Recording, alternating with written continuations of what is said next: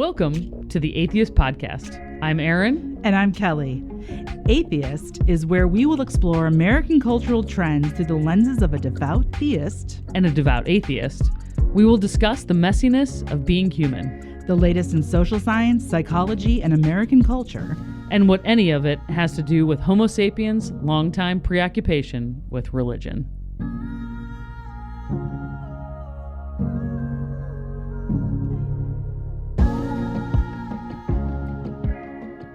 Hey, Erin. Hey, Kelley. How you doing? I'm good. How are you doing? I'm doing great. Yeah.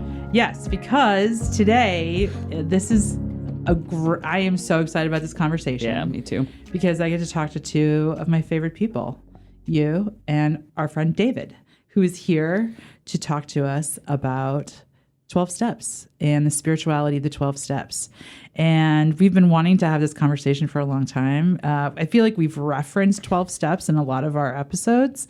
So David's here to kind of give us a little primer on what the 12 steps are and talk to us about kind of his experience and how it's changed him in those kinds of spiritual ways. So, yeah. Welcome, David. Thank you. Finally. I know. Mm-hmm. This has been a long time coming, but we've had these conversations throughout, so I feel like this is going to be a culmination of a lot of... We have. I was thinking on the way over here, all the conversations we've had in the office. Yeah. We worked together. Congratulations on your retirement. Thank you. Mm-hmm. Thank you. So David, you've been in recovery for how many years? I have been in recovery for 6 years. For 6 years. Mm-hmm. Okay. And when you decided to make a change in your life and enter a 12-step program, I remember that day very specifically. Mm-hmm. And I remember saying to you, what are you going to do about the God thing? Because can you tell us a little bit about like what was your kind of belief system, spiritual life kind of prior to this? Mm-hmm. What was it like? Well, I mean, I had already had the preconceived notion that the any 12-step program was God oriented. Mm-hmm. And so I'd already decided that, it's a cult. Right. And I don't want any part of it because, trust me, there were times when I thought maybe that's what I need. Mm-hmm. But, I spent the good part of probably 10 years believing that I could do it myself, Mm-hmm. And in the end, that's the point, right? It's like none of us can do anything really by ourselves. Mm-hmm. Yeah. No man is an island, right? Mm-hmm. So the God thing was... I think I would say more that it was a barrier in the years leading up to the decision. Yeah. But once I let go, finally, they say in the program that willingness is key, and it really is. And I don't know if you remember that text message. It was like myself and your brother and your brother. It's also in recovery, and sent me a text message that said willingness is, and then it was a little key emoji. Yeah. And that really stuck with me because I think, and I don't know that I saw that and thought, oh, that's going to be really helpful to me. I think it just landed somehow. Yeah. And so, I was on a plane the next day to a recovery center. Yeah. And it wasn't a 12-step based program, but they supported or allowed 12-step meetings to occur.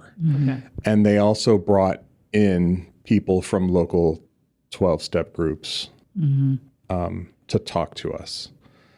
So it was a little less direct on their part, right? Mm-hmm. Yeah. Which I think was, thinking back on it right now, I think that was a perfect situation for me, because if I'd walked in, they were like, God, God, God. Yeah. I probably would have walked out. Yeah. They allowed it to be your choice. Mm-hmm. Oh, absolutely. Yeah. And I honestly don't remember how I wound up in one. Yeah. I don't know if maybe, one of the groups came. Actually, you know what? I think it was one of the groups came in and I just started hearing what I needed to hear. Yeah. Right. Yeah. And I started seeing people becoming well, and becoming happy. And I had been so unhappy for so long. Yeah. And so there was one, there's so much of it just coming back to me right now. There was one man who struck me in a particular way as being, I don't want to say healed, because look, I almost said healed, and I hesitate because it sounds put your hand on my head and heal me, right? Yeah. But he just seemed so well, Yeah. and so I talked to him after the meeting, after one of those meetings and our presentations, really. And he became my temporary sponsor. So I was actually able to get through the first 4 steps of the 12 steps with him. But, simultaneously I was going to, anybody could start a 12-step meeting. Mm-hmm. So there was one guy that I had met who had started a 12-step meeting. And so I started to go to that. And I remember, and I just think this is so emblematic of my trauma around, I'll say, the church, right? Mm-hmm. But maybe that's too broad, right? I feel like maybe Christian fundamentalism. Mm-hmm. Okay. Which, I'm not here to judge anybody. And I know that there are probably Christian fundamentalists who maybe, have enough empathy to see that, we are all humans and we all suffer, right? Mm-hmm. He had a stack of of Alcoholics Anonymous, right? Of the big book, as we call it in the program, which, that alone was a turnoff, right? It's like the big book. Mm-hmm. All this jargon. Oh, right? Jargon is just something that, But it felt veiled enough to convince me that it was that they had infiltrated this recovery center. Yeah. Mm-hmm. And I remember picking up that book and opening it up, and the texture of the paper felt like Bible paper to me. Mm-hmm. And I lost my shit. Yeah. And I think I probably lost I could swear, right? Sure. Yeah. I lost my shit probably 3 or 4 times. And every time I shared, I lost it, right? Yeah. And it was all centered around, this idea that, the center had been infiltrated by Christians. Mm-hmm. And then to make matters worse, after one of the meetings, a woman came up to me, and she was in treatment, right? Mm-hmm. But she had a canvas bag, and she pulled out a Bible, these sort of Christian pamphlets, like tracts, mm-hmm. and started to talk to me about, my faith in Jesus, and so that was an actual infiltration, right? I mean, but I understood. I had enough clarity to be able to see that she was just trying to help me. Yeah. And politely refused, but it certainly didn't help matters. Do you want to also just kind of fill people in on why Christianity was so toxic for you? Yeah, I mean, I grew up as a gay kid, and I had all the messages that I needed to hear to convince me that I was, not wanted, unworthy of. Yeah. I mean, I don't think I consciously thought I'm unworthy of love. I think that's just that's insidious, right? And so, but I believed that there was something deeply wrong with me, and it was something that I needed to keep secret. And it wasn't just that these people thought that there was something deeply wrong with me. You thought there was, because these people, this messaging was had been internalized in some way. Yeah, yourself. exactly. I mean, you can only see in so much media Yeah.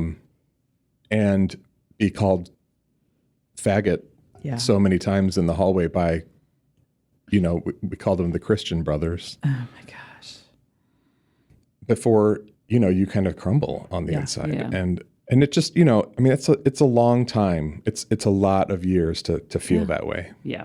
And it's Yeah. it takes a long time to recover from that. And I still haven't. And as a matter of fact, I remember when Justice Thomas, put out that opinion about Roe, and he kind of hinted at, Obergefell is next, right? Yeah. He didn't say that, but it was clear that that's on his mind. Mm-hmm. It just, you're re-traumatized. Yeah. Because then you think, oh, now I can't, there's possibility that I'm not going to be able to get married in a few years. Yeah. Or worse. Yeah. If we suddenly have a dictator somebody who believes that a strong man is necessary in office. Yeah.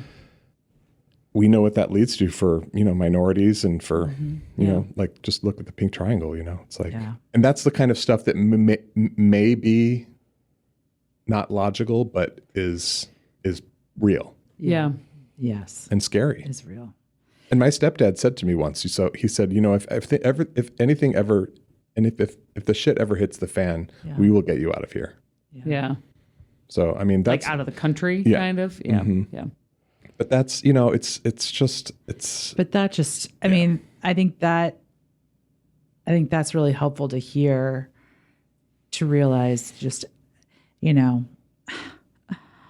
people will think, well, this is just what I believe, but it doesn't hurt anybody else. No, like it does. Like your beliefs matter. Mm-hmm. Your judgment of people matters, even if you are not actively harming somebody. Mm-hmm. That is affecting people. Yeah, I mean, at best, he when he put that out into the world, he wasn't thinking.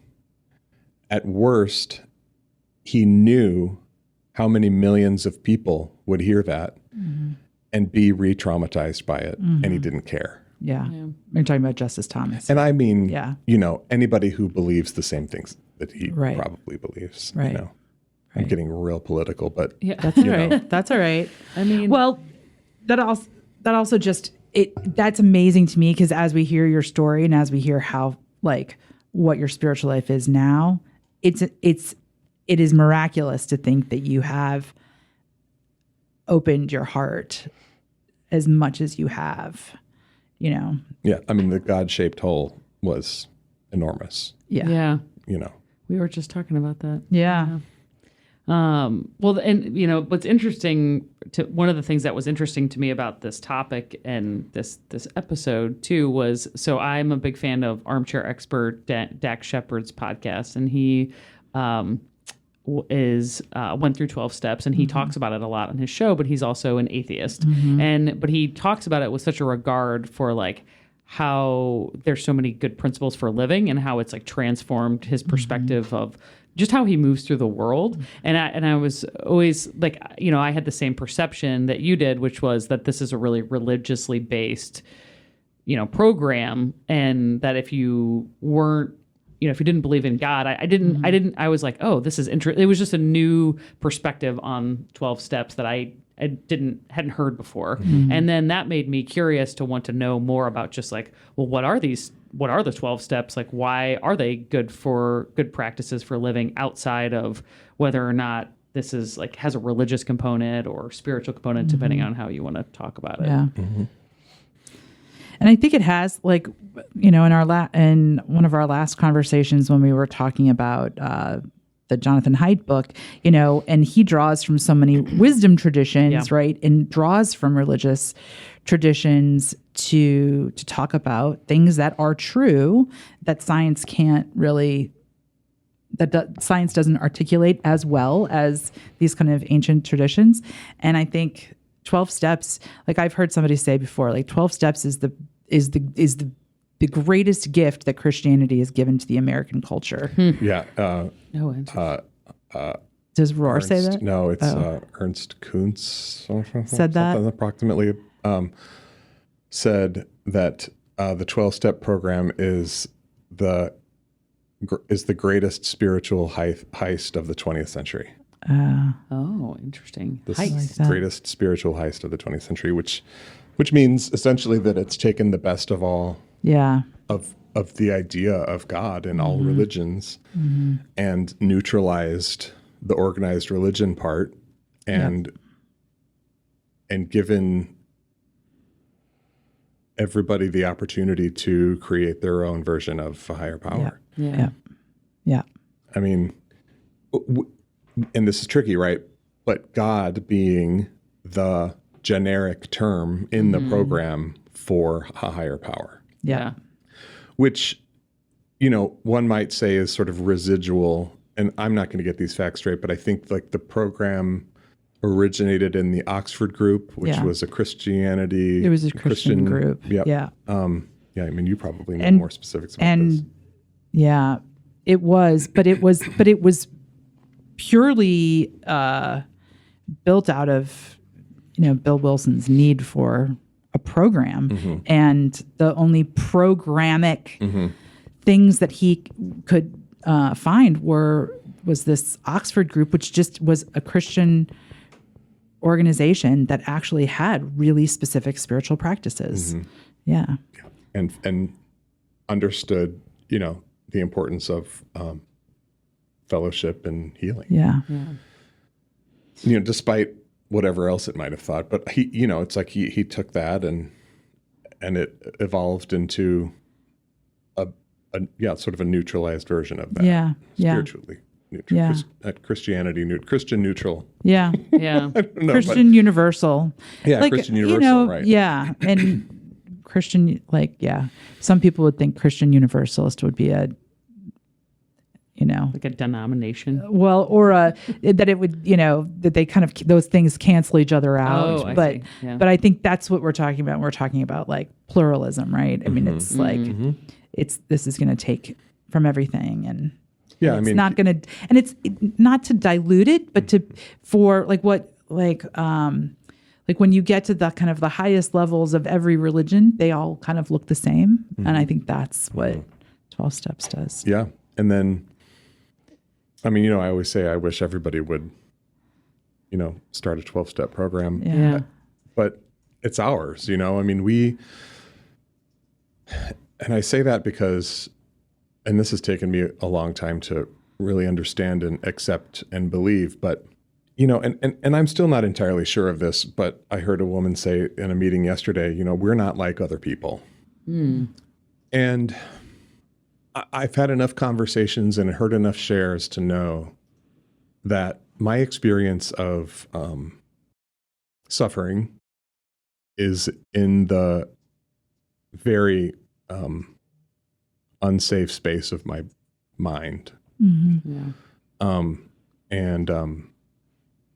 I mean, I like to describe it, and this is not, I did not coin this phrase, but it's the wobbly cart the wobbly wheel on the grocery cart.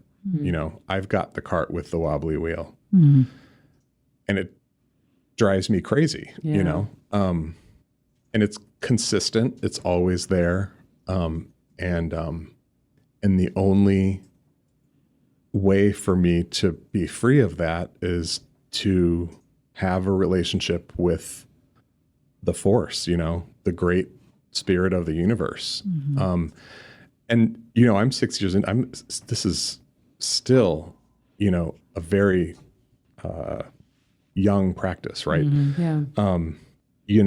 I obviously was able to put all that aside somehow with no real struggle except there in the beginning. And do you remember the moment that I do. I was just going to say that. Yeah. Yeah. I was struggling, and so there was a 12-step garden outside of this. I mean, this place was ridiculous. It was like Oprah Winfrey. It was an old women's day spa in the middle of, Grand Prairie, Texas. Yeah. And Oprah Winfrey used to go. It was like old movie stars used to go there. Yeah. So it had this big atrium with a swimming pool, and it was right up my alley. Because if I had gone somewhere shitty, you would have been like, and having to, like Salvation Army where they make you do labor. I mean, it just would have broken me. yeah. Or it might have just done exactly what I needed to do. I mean, it's very possible that it could have helped me and, expedited this process. But, but I went out into this 12-step garden. It was a path, and then there was a little marker there were little markers at each bench that had that particular step on it. So I went through there and I sat down on the last step. And so, we're in the desert, right? And this is a conversation we had about the stillness of the desert, right? Yeah. And so I sat down, olive trees around me, which Jesus would have loved. I was going to say. That irony is not lost on anybody, but, I was surrounded by olive trees, and it was dead still, and I closed my eyes, and I just started, I don't know that I consciously started, but the faces of everybody that I loved were sort of passing in front of my eyes. And I just felt this unbelievable sort of inner vibration that I had certainly never experienced before. And then, the wind started to blow, like hard. And I just thought, I think I have I'm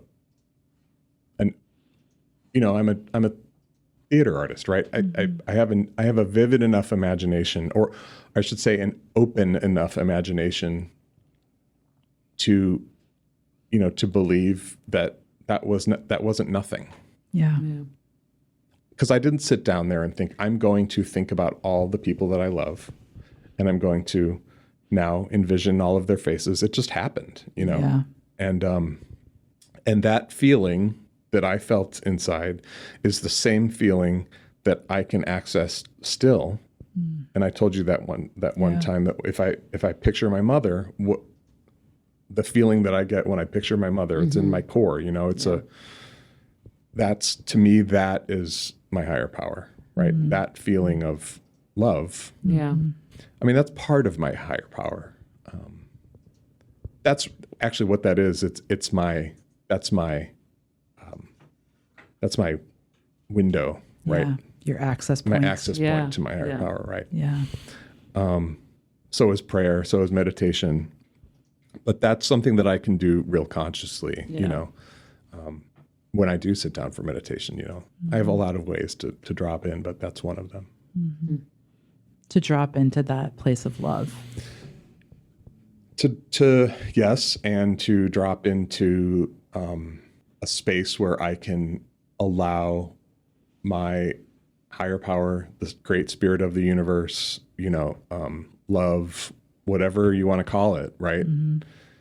To do its work on my soul, I'm not going to pretend like I know exactly what that is, but I know that when I do that, and when I get down on my knees, and that's something we can talk about too, and pray for the strength, the clarity to hear the guidance, and like I said earlier, the strength to follow through with the guidance, And to me, I used to think it was me, right? I used to think it was my intuition that said, go this way, make this choice that feels okay to make, and don't make this choice that feels like not the right choice. It's not going to get you anywhere, But I realized that that's not me, that is the guidance, and I'm real good at ignoring it.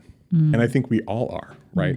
So how many times a day do we make decisions that are either, I was going to say love-based or fear-based, but let's keep it real, right? It's like the shit that makes you feel terrible about yourself, or the stuff that gives you life. Yeah. You know. So it's like the messaging is there, Mm-hmm. and if you have the awareness, which I develop through a spiritual practice, Yeah. to hear it, then I'm gonna be a whole lot happier. Yeah. But it is not easy, Yeah. because it's an entire life. You know, it's an entire life of ignoring it. Yeah. You Yeah. want to give us some of the like practicals, like you want to kind of go through the steps with us, like what happens when you like, if somebody was listening to this and is like, you know, this sounds like me, this is resonating a lot, and I need something, and I know I can't do it anymore, and I need help. And what would you say to this person? First of all, like, what would be the thing that they should do? Like, where should they go? Where can they look for information? And then when they were to get there, what could they expect in terms of like the process? Because that's what I think is so amazing about the 12-step program is it is like, these are practices. These are really practical practices. So much more so than somebody who's just going to church on Sunday and is like, my practice is going to church and sitting in a pew and listening to somebody talk at me. Right. Like, this is It's work. actionable and Yeah. productive. Yeah. And really can make a change in the way you exist in the world. You know, I mean, I would encourage anybody to have a good look at them. Yeah. Yeah. And maybe even read or listen to Richard Rohr's book, Breathing Underwater. Which is a practical guide to the spirituality of the 12 steps for anybody. Yeah. And, you know, I don't know that somebody not in the program necessarily needs to, you know, have a sponsor to guide them through, although it might not hurt. Yeah. I mean, but anybody who, you know, may be suffering and happens to hear this, I mean, just if you have any preconceived notions about God, just set it aside, bracket it, right? And just go to a meeting. Where would somebody find a meeting? Well, I mean, so there's they like everywhere all the time? Yeah, I mean, happening? honestly, I mean, I could walk out of here today and find probably 3 or 4 meetings. But Meeting Guide is an app. You can also just go to like aastl.org. But I guarantee you, if you're struggling with substances, and what that means is I cannot stop doing this. I may be able to stop For a while. or I might not be a blackout drinker, right? Like me, I drank to feel good, but I was really good at stopping. But the problem was I couldn't stop starting. So, so if you happen to be hearing this and, you know, you are experiencing the nightmare of that cycle of I will stop now, or I will only have this many, or whatever, and you just keep doing it and keep doing it and keep doing it, and just like go to one, and if you hate it, wait a while and see if you feel like you need to go to another one, you know. But there may be other solutions. I don't know what they are, but it's taken me 6 years to really truly believe that this set of, you know, this program, right, this set of 12 steps, it's real, and it's practical, and it just works, right? Like, it is a solution to suffering. And, you know, God enters through the wound, right? So like, we all have suffering. You know, the Richard Rohr talks about like the alcoholic or the addict, their suffering is just more outward to the world, right? They happen to be under the control of this substance that destroys things and their lives and the lives of those around them. But all of us have. Everybody's got something, right? Yeah. It might be shopping, it might be gambling, it might be, I Just don't know. into your phone. Yeah, Yeah, your, just- I mean, just yeah. Yeah. I mean, your phone that has been, And just the addiction to our own set of our own way of thinking. Yeah, our right. sinking thinking. Yeah, like it has to be this way. yeah, yeah. I mean, yeah. So like in everyday life, what does that look like? Well, that might look like, I believe this thing, whether it's at work or in my personal life, and it's my way or the highway. Yeah. And I can't believe that anybody with half a soul could exist in the world that way and feel really truly deeply okay about that, right? Like there has to be suffering attached to that, you know. So anyway, and if you go, right, when you go, I guarantee you you're immediately going to start hearing things that you understand and that you've experienced. And you may hear things that are different, but they always say focus on the similarities, not the differences, right? Because we're talking about the same thing. Yeah.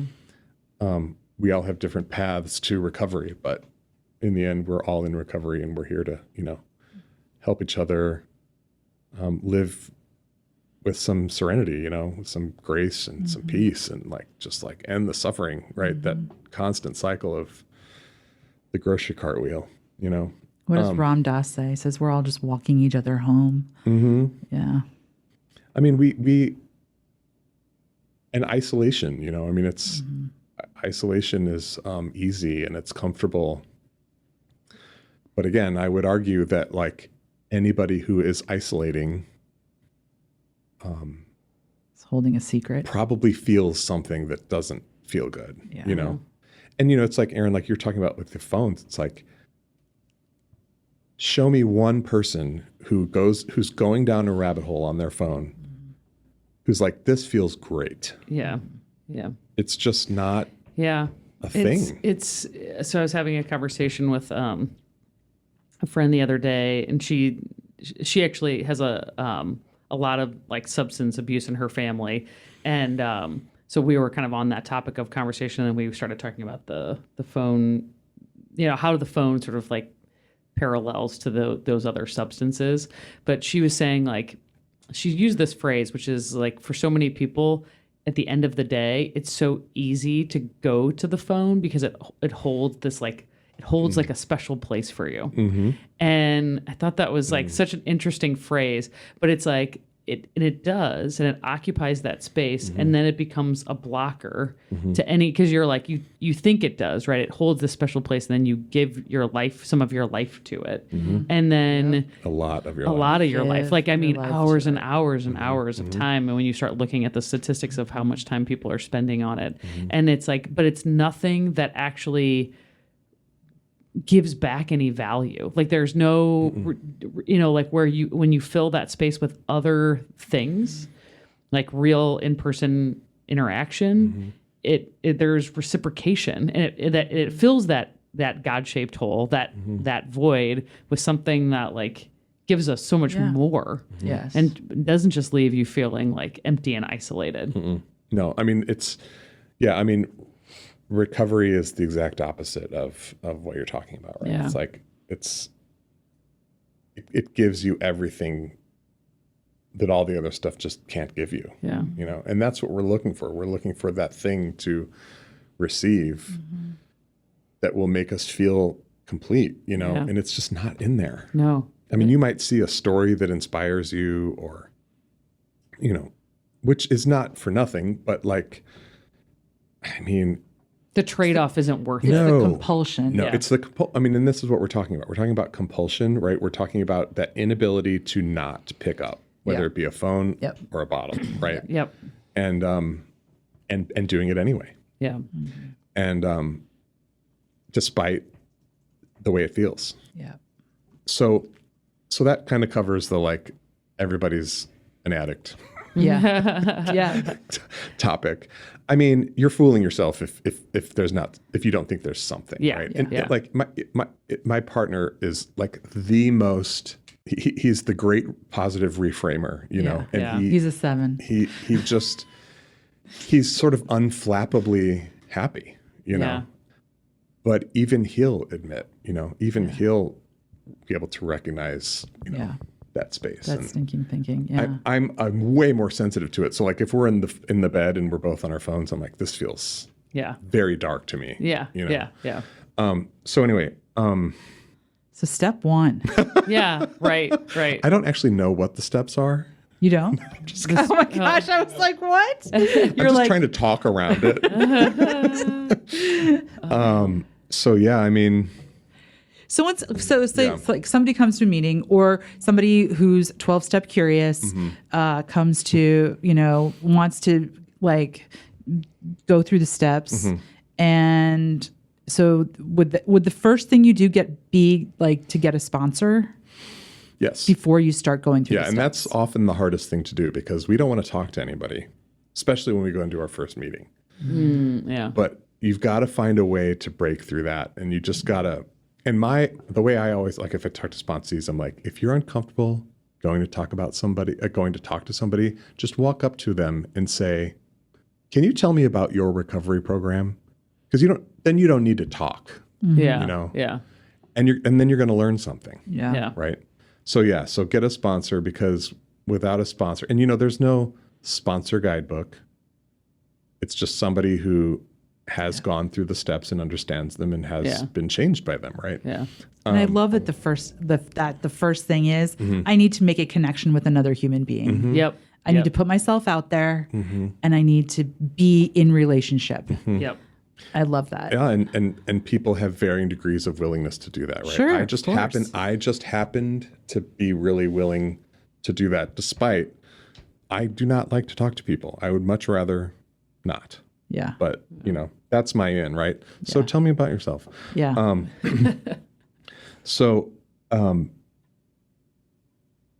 I mean, without going through.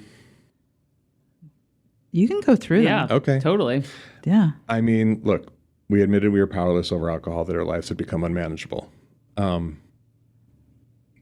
Usually the powerlessness part, if you've gotten to that point, is pretty real and true. Yeah. Now, I've always felt like acceptance is the answer to all my problems today, right?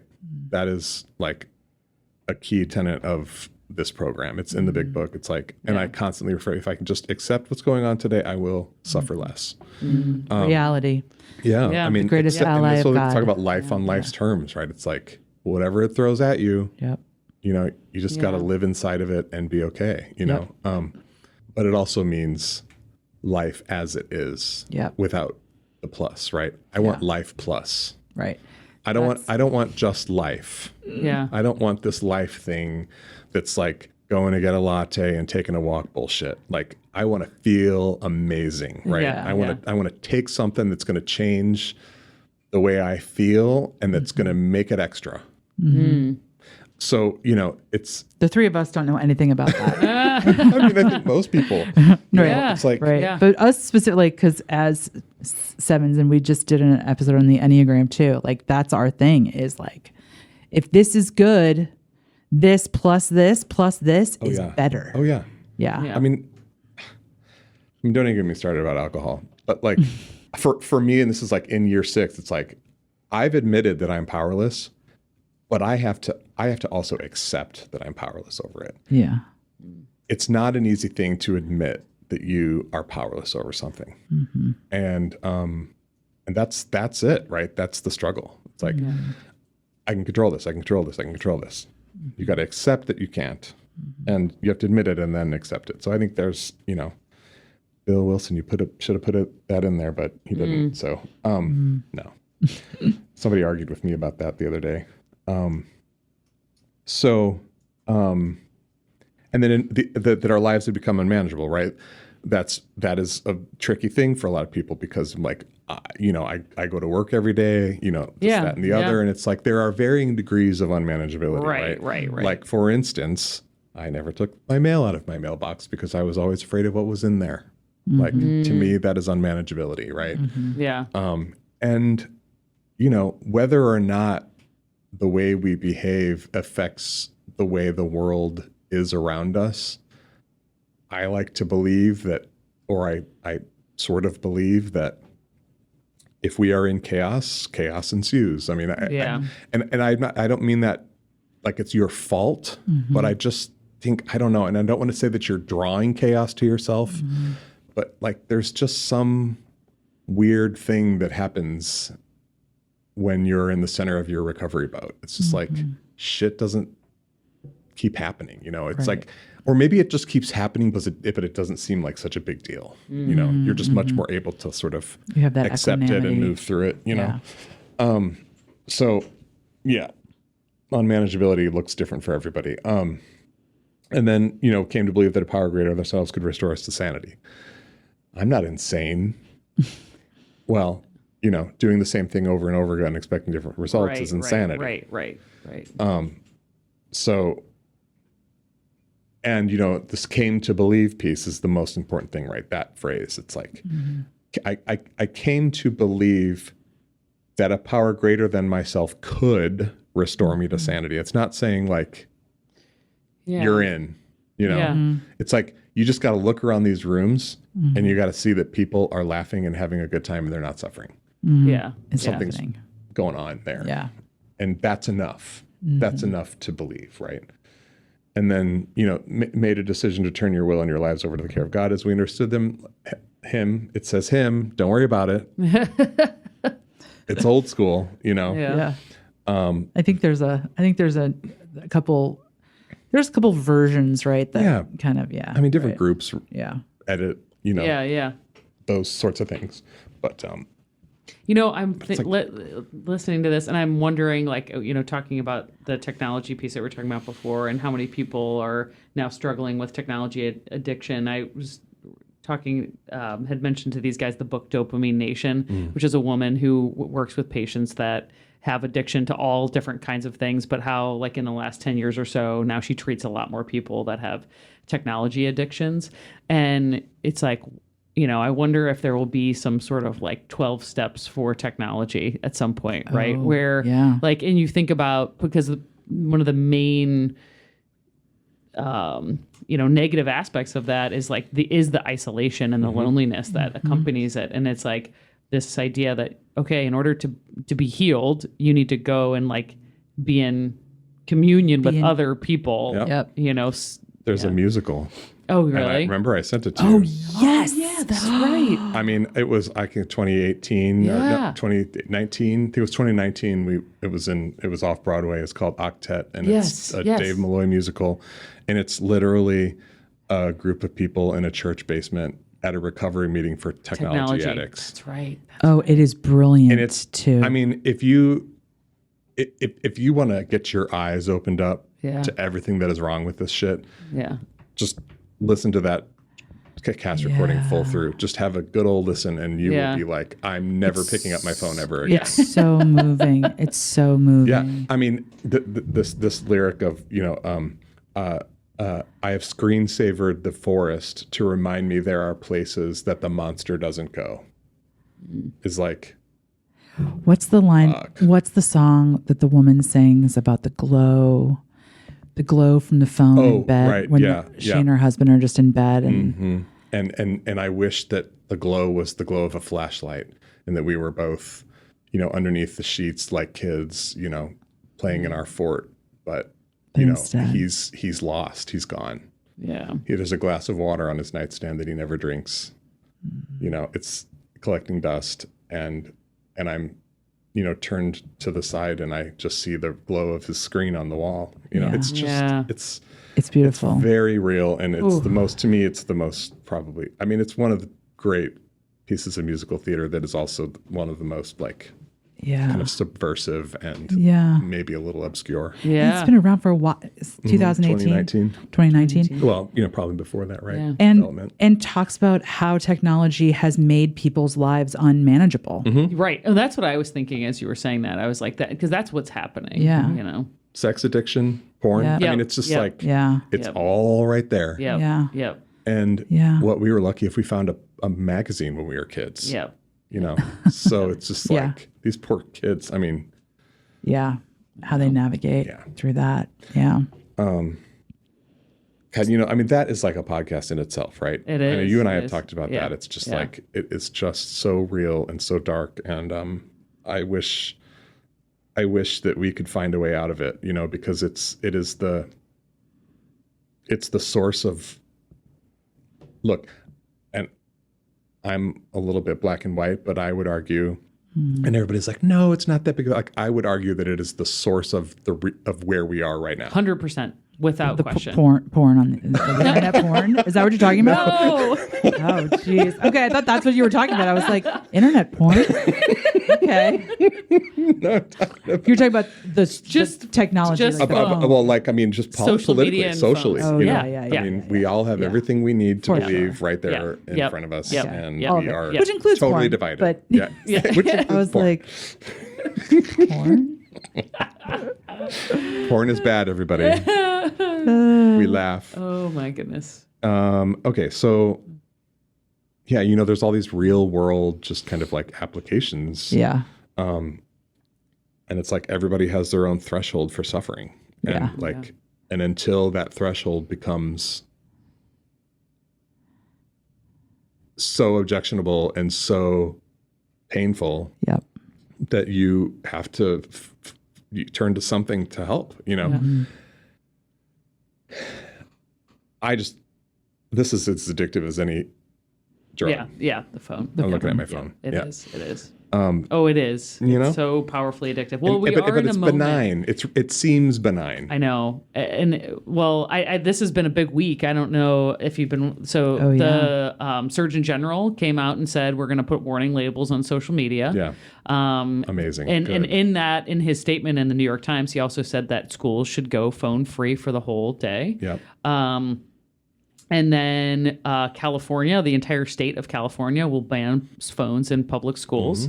And then New York, the governor of New York, I think passed 2 laws restricting how like social media, like they can, is it age gating social media? I need to look at exactly what the laws are, but a couple of laws around access to social media for kids. And I'm like, oh, thank God. Like, it's finally starting to fall. But I've been watching for like 5 years, like and you think about just like in that 5 years, like all of the suffering and all of the lives of broken lives and all of the hurt people that have just, and it's like, it didn't have to be that way. No. I mean, 2008, that's when the first iPhone came out, right? That's when shit started to hit the fan. Yeah. And it's just gotten worse. Yeah. All the data, the charts around like 2011, 2012, because that's when like the majority of people got iPhones. That's when all of like the mental health charts change. Yeah, it's right there. Yeah. This is a bipartisan. This is a bipartisan. It's not a political issue. No. And somebody's going to make it political, right? It's your rights being taken away. Yeah. You're going to take my kid's phone away. Yep. No, it's so that your kid doesn't become a crazy person. I mean, thankfully, Florida was the first. Ron DeSantis went first. He was good. like, "We're getting rid of phones in schools," and That is I know. And then, incredible. So then it's like, okay, I that's part of the reason I was so excited about California. I was like, blue state, let's go. Like, Right. Maybe that's what unifies everybody. I know, right? I know. Yeah. Isn't Could that be the interesting, common right? enemy. The thing that has driven everyone apart brings everyone together. Let's write that story. I don't pray for a lot, but that's one of the things I pray me for. too. Yeah. Yeah. Okay, I'm going to jump to. Yeah, jump to the one. I'm going to jump to 4. Okay. Because 4 is the one that usually takes people the longest. It's also the one people avoid like the plague. Okay. And it's you made a searching and fearless moral inventory of yourself, of ourselves, right? And that requires humility and honesty. Humility probably being the bigger. I think they're both about on the same plane, but like. So what that looks like is it's literally a list of all of the resentments that you have towards other people or institutions. Yeah. And you have to be careful, right? Because it's not like you're not necessarily like excusing bad behavior, but you're identifying your resentments, which are the worst offender, right? The number one offender, resentments in recovery. What does that mean when you say that? It means, let's just, for example, I always like to go to the professional environment, right? So it's like somebody in your workplace is not doing what you need them to do, right? It's not like carrying their weight or is doing something in a different way than you think it needs to be done. Okay. What does that feel like? Like, do you take that home with you? Do you ruminate on that all day? Do you feel tightness in your body? Do you unload that stuff on your partner on the regular until they start to break down? Like, you know, that is the kind of stuff, whether we know it or not, that makes us reach for the substance. Yeah, interesting. Yeah. I think it's so brilliant, because searching moral inventory, and yet what you're asking is, where are the places that I am like angry at other people? Yeah. Where do I feel wronged? That's that humility. Yeah. And then it's the naming it that takes the power away from it, right? But then the next piece of that, which is arguably the more important piece, is that you need to, this is really where the honesty comes in and the humility. It's like, you need to look at your part in that. Yeah. Right. And this can be confusing, I think, because, you know, I think a lot of people will be like, well, I didn't, you know, they fucked me over. Like, it's not my problem, you know, and it's easy to jump to that. Right. Yeah. And I'm not necessarily saying that this person did not do a thing that is reprehensible in some way or, you know, whatever. Right. But it's, how did you respond to it? Right. And how did you exacerbate it? Or, you know, right. So, or how have you just held on to it? How have you held on to it? How long have you held on to it? But I think that, you know, that's sort of where this acceptance piece comes in. It's like, you know, acceptance, right? It's the answer to all my problems today. Like, if you can just accept all that stuff on the daily, regularly, like, you'd be a saint. But like, if you try, you know, but, you know, in doing this, you're, what we like to say, keeping your side of the street clean, right? Like, if you have done everything that you can, if you have acknowledged everything that you can in yourself, what you have done, how, you know, the part you played in something. And sometimes that can just be the way you responded to it, but oftentimes it's something that you also did. That's where you start to heal, right? That's where those resentments start to heal over. And it's the accumulation of resentments that lead to, and it's like I said, it's insidious, right? Because you're not like acting crazy or feeling miserable and going, that's because of that resentment that I have towards this person. Right. It's just in your body. Small things often. But the opposite, right? The and negative way. I think I read somewhere that like that negativity is, like, if we're thinking about this scientifically, like, that it's like an electrical charge. It is an electrical charge that lives inside of your body, right? Like, you feel it. And I don't know the science around that. I read it, you know, I filed it away and there it is. But like, that's how I like to understand it, right? It's like, it's helpful for you to think of it that way. It embeds itself in your body and your psyche. Well, it's evolution. It's an evolution, right? Our negativity bias, right? I think it's that, but I think it's also like, I mean, so my wife's grandmother just passed away, and it was right after. So her grandson, so my wife's cousin, was killed suddenly in a car accident, and he was like, 18 years old, and but she was hospitalized right after there with like a broken heart syndrome, right?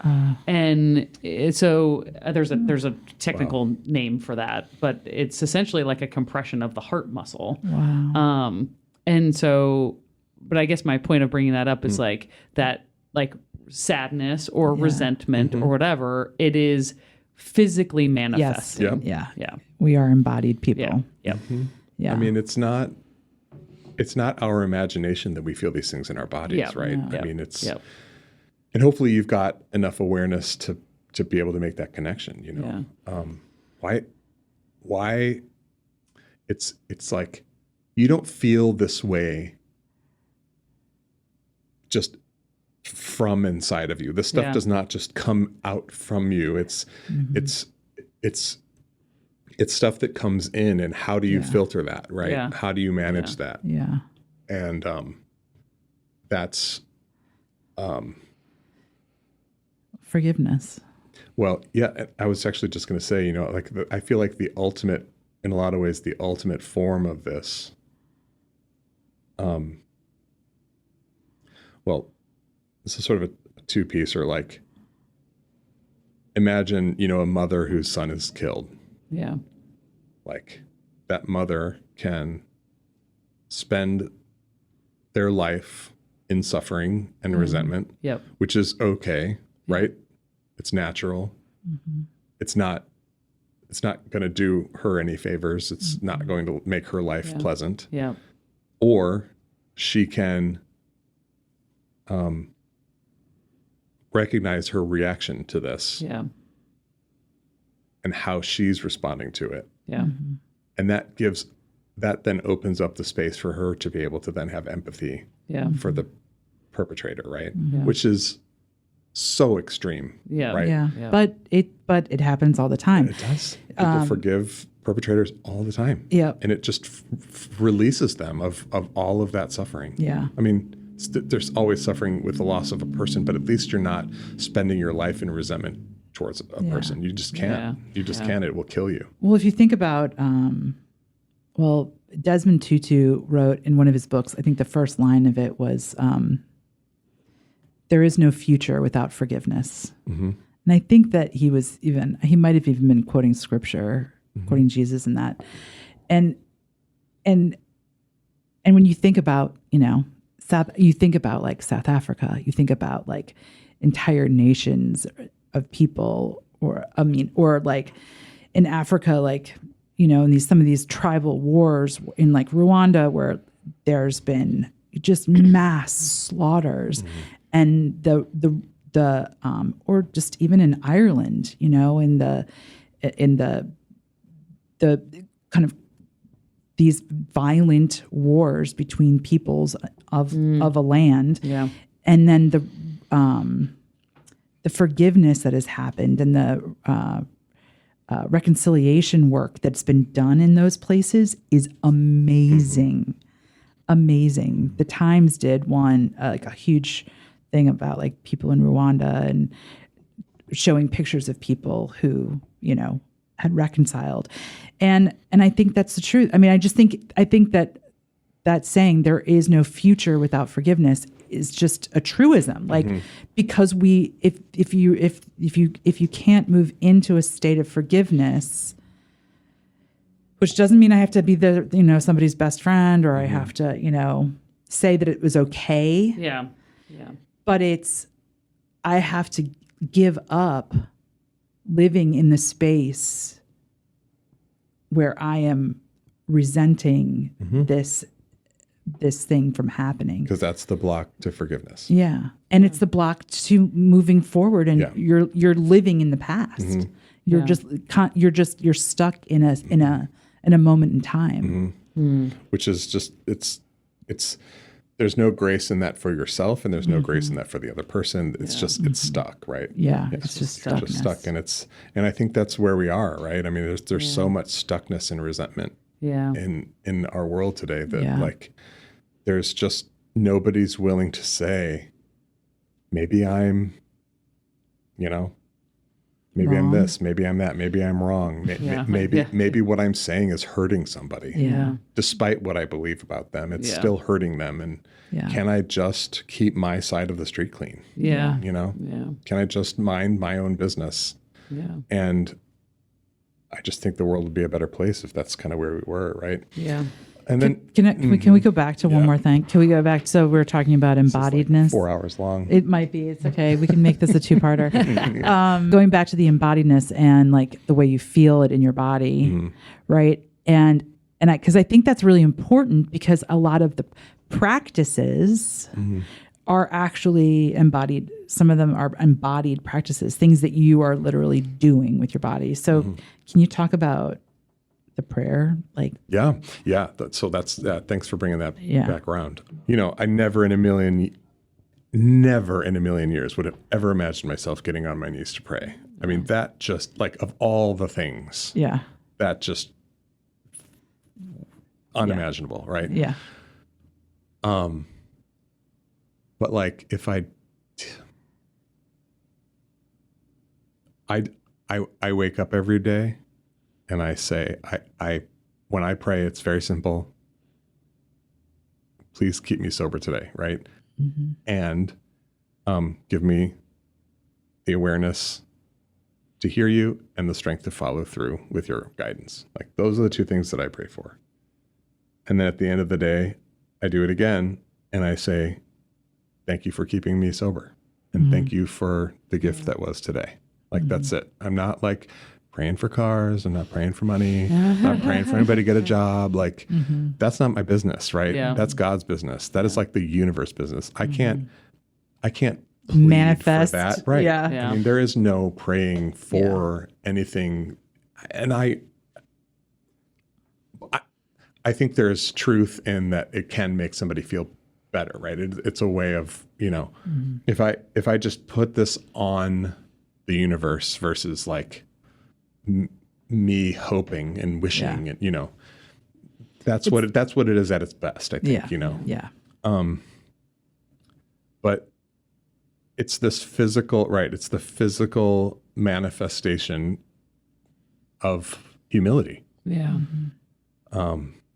And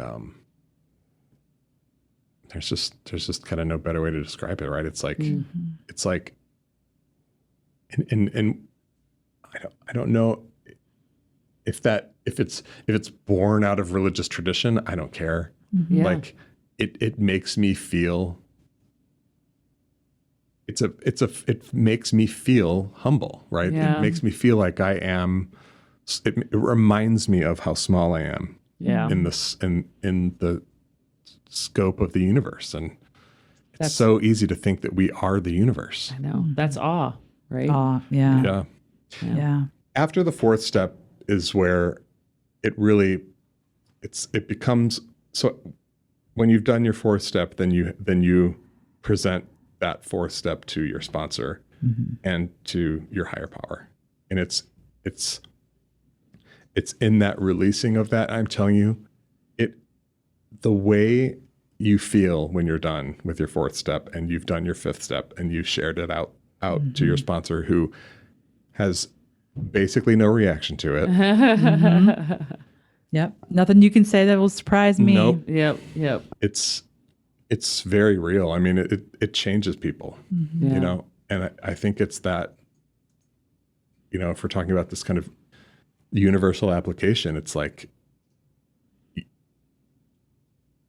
it's in that collective, experience of sharing and being honest and open and truthful. And, that's where power is taken away from all that is the opposite, of wellness. And then everything else pretty much after that is, well, I mean, then based off of your fourth step is where you create the list of people that you've harmed, which is another act of humility, which is also terrifying.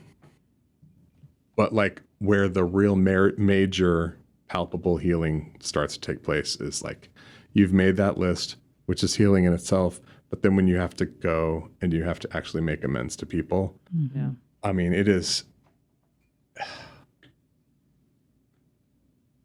There's a freedom that comes from that just I can't really describe it. It's the weight lifts it off, so hopefully everybody can is able to kind of tap into that kind of honesty, and we can all, forgive one another. Yeah. Right. And sometimes when you make your amends, people don't want to hear it, Yeah. But you can still find peace in knowing that you've kept your side of the street clean. You've offered up the opportunity for forgiveness and healing, and it doesn't necessarily mean that like that person is dead to you. It just means that they aren't ready, or maybe never will be ready, and it doesn't have anything to do with you. Yeah. Right. We've all hurt people, right? But not everybody has resolved those things. Yeah. And then everything after that is pretty much this. It's the maintenance of the results of that. The spiritual maintenance through meditation and doing the doing your steps, more than once in whatever fashion you like.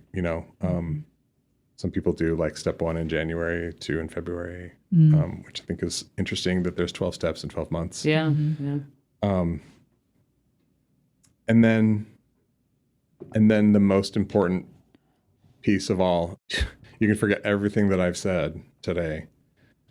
But it's when you can finally step outside of yourself, which is where we live, and offer up what, you've learned and the spiritual experience that you've had, to help other people, To be service. Yeah, to be a service. And I remember when I first got sober, I was like, maybe if I just volunteer at a soup kitchen, just kind of avoiding, and that was fine for a while. And, that's still a wonderful thing to do. But like when it's one alcoholic to another alcoholic, that's it, right? It's like, that's where the healing happens. And, so if there were a way for all of us to just to stop and to sort of look each other in the eyes and say, let's be honest with one another, right?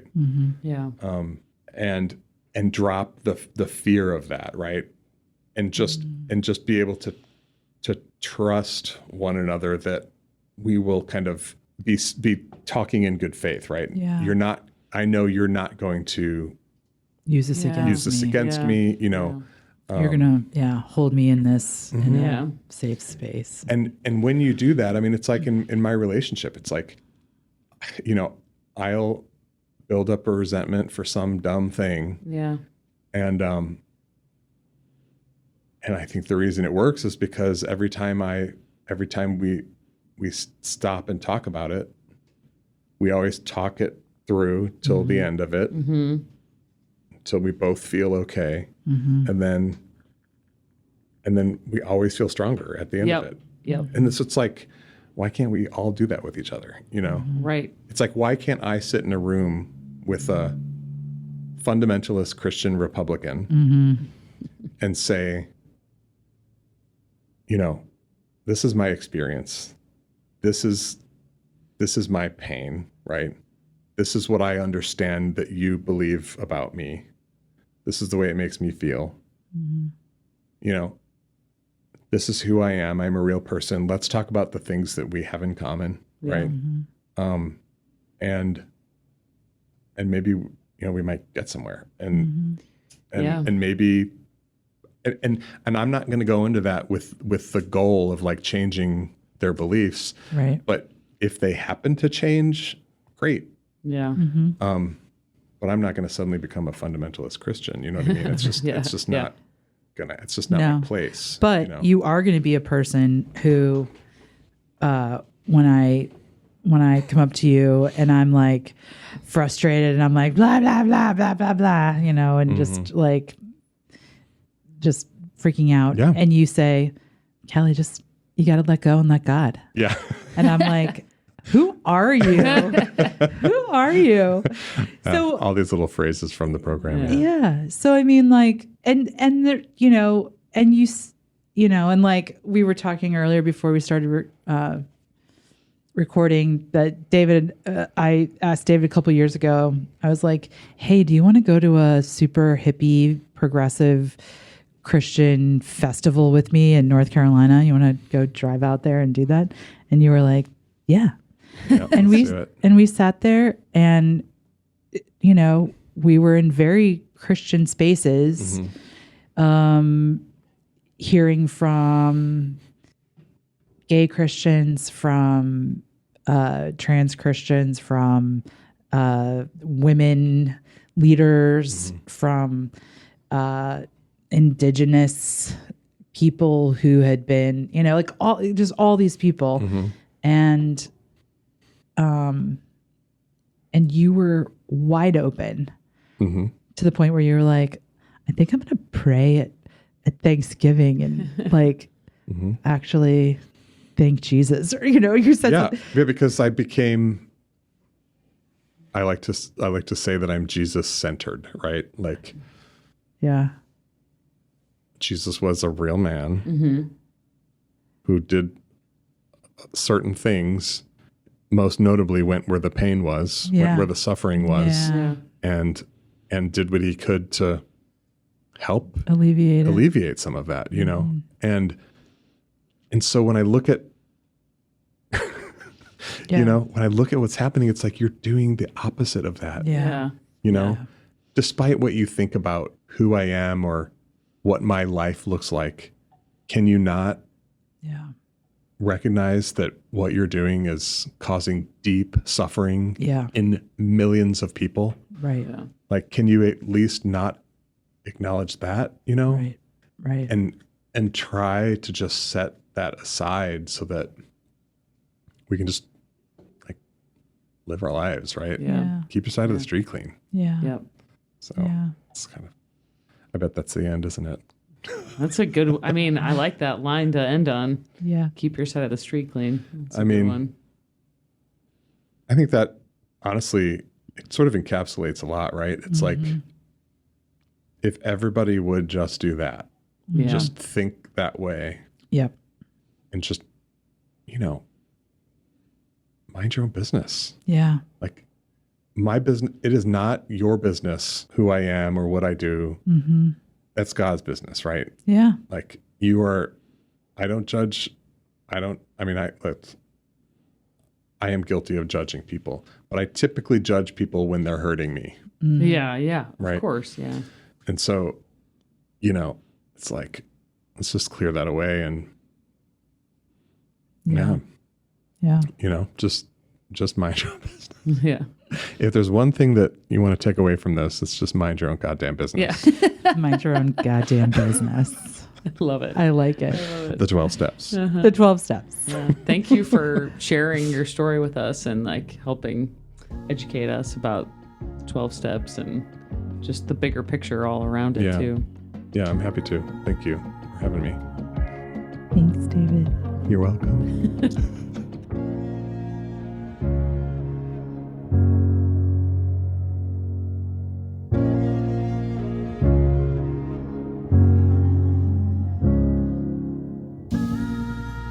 As always, thank you for listening. Our listener base is growing every month, and that's because of all of you. Please, if you haven't done so yet, make sure you share this episode with a friend. If you have any topic suggestions, questions, or thoughts on the show, feel free to write us at atheist@stlpodcasts.com. Atheist is produced by Justin Sywell and Trend Media STL. Be sure to follow us on Instagram at STL Podcasts. Thank you for listening and keep looking for connection.